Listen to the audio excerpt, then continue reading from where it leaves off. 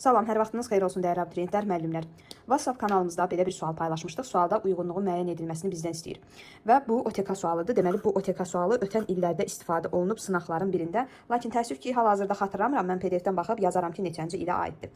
Amma burada bir səhvlik var və bu səhvlik nədən ibarətdir? Gəlin onu izah edək. Fikriniz mənimlə eynidirsə bildirə bilərsiniz, fərqli bir arqumentiniz varsa şərhlərdə yaza bilərsiniz. Bizə deyir ki, yerinə görə sinonimi, antonimi ola bilən və hətta termin kimi işlənə bilən söz, bir də deyir yerinə görə həm leksik, həm də qrammatik mənası olan söz. Yəni ayrı-ayrılıqda bizdən bu hissədə həm əsas nitq hissəsini istəyir, həm də köməkçi nitq hissəsini də istəyir. Deməli, dəyərli şagirdlər, doğru sözünə yanaşsaq, doğru sözü bu xanalardan hal-hazırda aiddir ikinciyə, nəyə görə onu izah edək. Doğru sözünün sinonimi, doğru düz, doğrunun antonimi, doğru yanlış və ya doğrunun termin kimi işlənməsi artıq burada gəldik, tıxandıq, dayandıq. Yəni iki məqamda işləndiyi bir məqamda qarşılamadı birinci şərti. Lakin ikinci məqamda biz görürük ki, doğru sözü yerinə görə doğru deyək ki, danışıq məsələn sifət olur, doğru danışmaq zərf olur və yerinə görə köməkçi nitq hissəsi olan qoşma ola bilir. Məsələn, evə doğru getdim bu məqamda. Kök sözünün amonimliyi çox genişdir. Bu amonimliyi geniş olduğu üçün onun bir çox məqamda sinonimi, antonimi və termin kimi işlənə bilməsini deyə bilərik. Gəlin baxaq, kök sözü hansı məqamlarda, hansı mənada sinonimini tapmaq olar. Kökü tərəvəz kimi götürsən, onun sinonimi olmaz. Amma kökü sifət kimi götürsən və artıq çəkili adam mənasına gəlsə, onun deməli sinonimi nə ola bilər? Məsələn, şişman sözü dilimizdə var və ya bir qədər çobud olsa da deyək, gömbul sözü də dilimizdə olan bir sözdür və kök sözünün nəyi ola bilər? Yaman qəşəng qələm seçmişəm. Bu da bu formada yazılır, n tələffüzdə m-yə keçir. Deməli, sinonim olaraq sifət məqamında işlənəndə sinonim tapdım.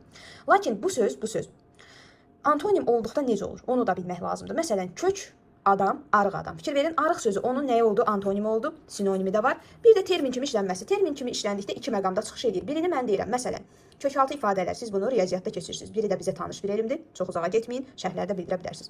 Demək ki, mən B variantını bura yazdım. Vərdiş sözü sadəcə bir mənaya sahibdir. Yəni o nə birinci, nə də ikinci xananı qarşılaya bilər. Çünki vərdiş sözünün antonimi olaraq nə düşünə bilərik? Varmı ağlına bir şey gələn? Və ya ən azından vərdiş sözü termin ola bilərmi? Əlbəttə ki, xeyr. Yəni sözü yerinə görə leksik, yerinə görə qrammatik mənası ola bilən bir sözdür. Yəni bilirsiniz ki, bir sual ədatı olur. Yəni sən bunu bilmirsən. Yəni sən hələ də bizim kanalımıza abunə deyilsən. Bir də yəni sözü bağlayıcı ola bilər, aydınlaşdırma bağlayıcısı tabesizlik. Yəni mən eyni də hal-hazırda çıxmalıyam, çünki onu heç bir yerə qoya bilmirəm. Yəni sözünü ikinci xanaya qoysam, mən onu leksik mənalı söz kimi düşünə bilmirəm. Yuxarı daşımağa çalışsam da ki, termin kimi necə işlədim ən azından. Tək sözünə gəlincə dəyərli şagirdlər, mən WhatsApp kanalımızda və Telegram kanallarımızda tək sözü ilə bağlı bir qeyd paylaşmışdım və orada antonim məsələsinə toxunmuşdum. Əvvəla tək sözünün çoxlu amonimliyi var. Yerin təki mənasında, dib mənasında isimli, yerin təki, yerin dibi. Daha sonra tək sözü sifət ola bilir, tək sözü zərf ola bilir. Daha sonra tək sözü ədat ola bilir, məhdudlaşdırıcı. Yəni burada tək sözünün həm saydığım əsas nitq hissələri, həm də ədat olduğunu nəzərə alıb, onu variantlarda ikiyə veriblər. Lakin mən eyni zamanda bunu birə də yaza bilirəm axı. Necə olduğunu gəlin izah edək.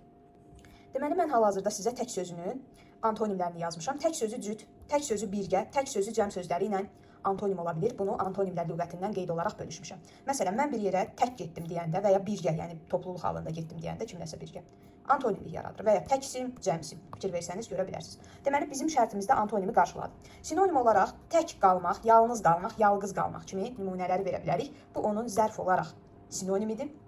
Və ism olaraq da sinonimi dib ola bilər. Yerin təki, yerin dibi mənasında. Deməli, sinonimi, antonimi qarşıladı. Bəs termin necə ola bilir? Termində, məsələn, götürək təksim, cəmsim anlayışı. Və ya natural ədədlərdə tək və cəm anlayışları. Nə düşünürsünüz? Sizcə bunlar termin sayılmazmı? Və ya terminoloji funksiyaya xidmət edən sözlər? Sizin də şərhləriniz vacibdir. Sağ olun, salamat qalın.